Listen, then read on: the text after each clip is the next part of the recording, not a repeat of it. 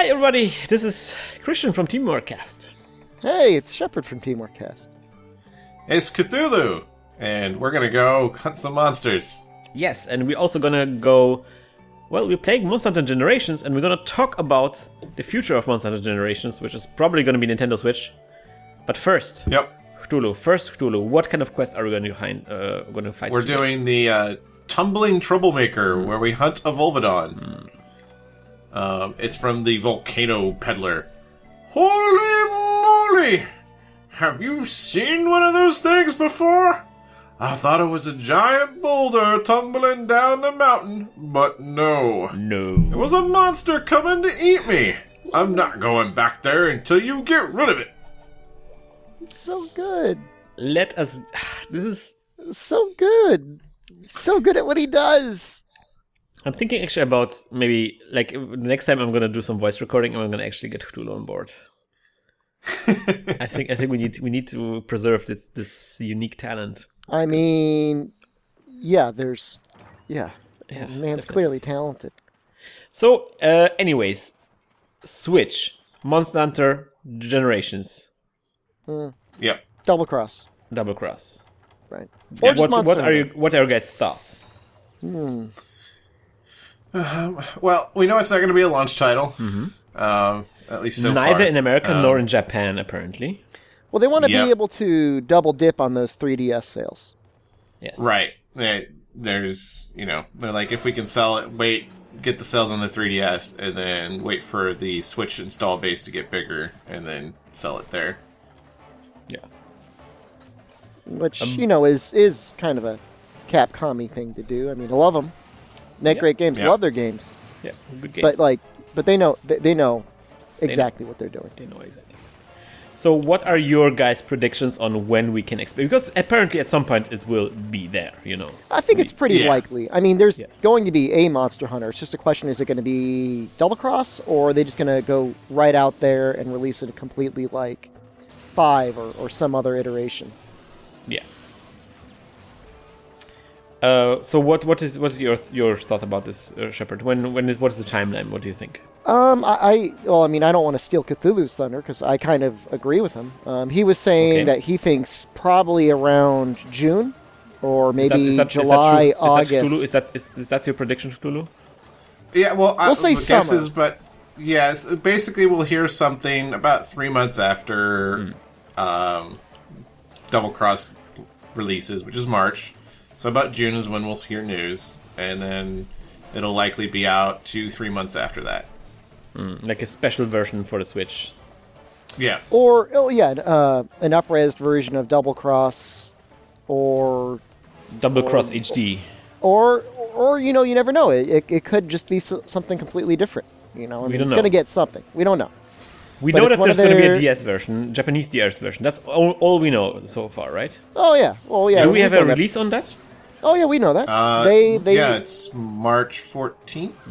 Yeah, Something. It's early mid-March. I can't remember the exact dates.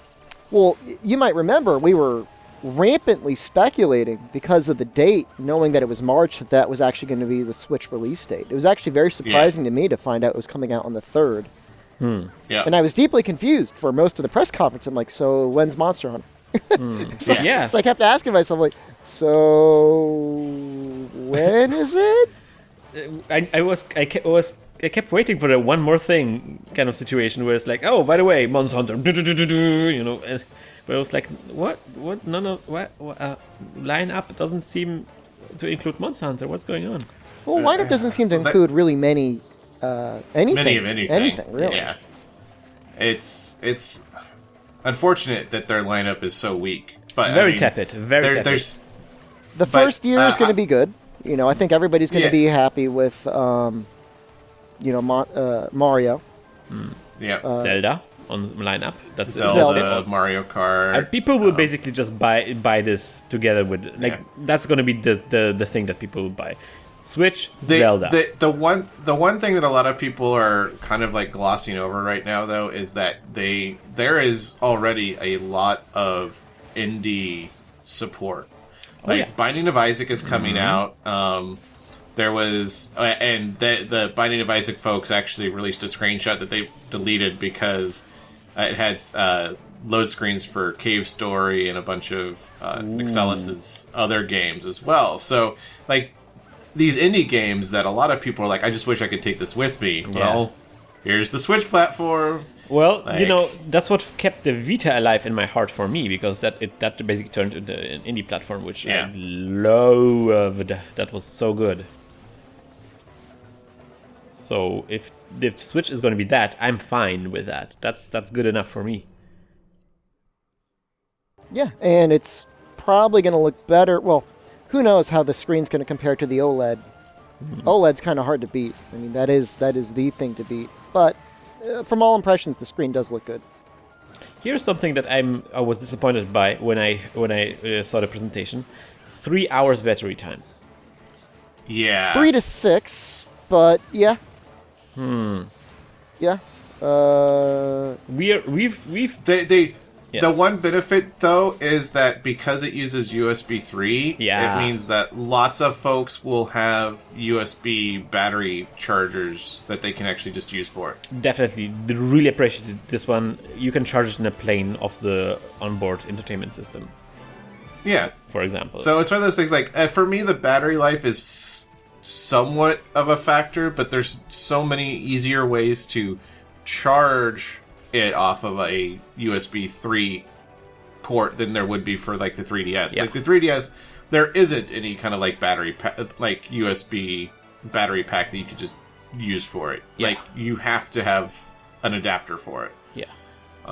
So I absolutely agree that this part actually makes it kind of okay again. Like then that's okay, because people are using battery packs anyway for like Pokemon Go and stuff like that. So.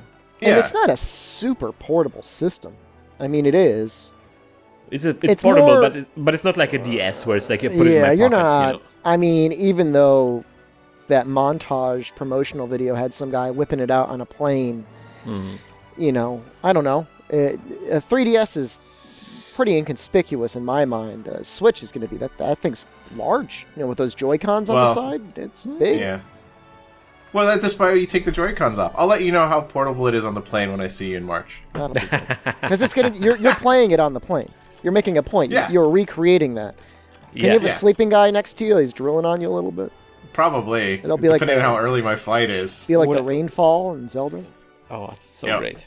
What I want to see you play is that weird game where you're eating the Joy-Con. I want you to play this game very uncomfortably next to a person, next to a stranger at a plane. They will freak out. I want to do the one where I'm milking cows. Or that, next to a stranger. I was kind of thinking of you playing ARMS and just using the motion controls on the plane, just smashing the seat in front of you. I'm gonna get it. That sounds like so much fun. Let's talk about this feature on the next episode, because I think this is a very fun feature of the Switch, and I have a lot of opinions about what's going on there. But we will continue on the next episode. I hope you will join us next time. And as always, good luck and good hunt.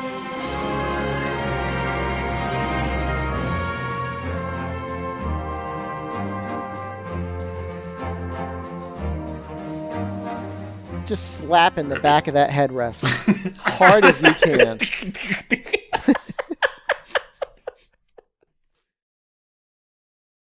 This episode was brought to you by Squatty Potty. It's like the Farcaster, but for your poop. Squatty Potty.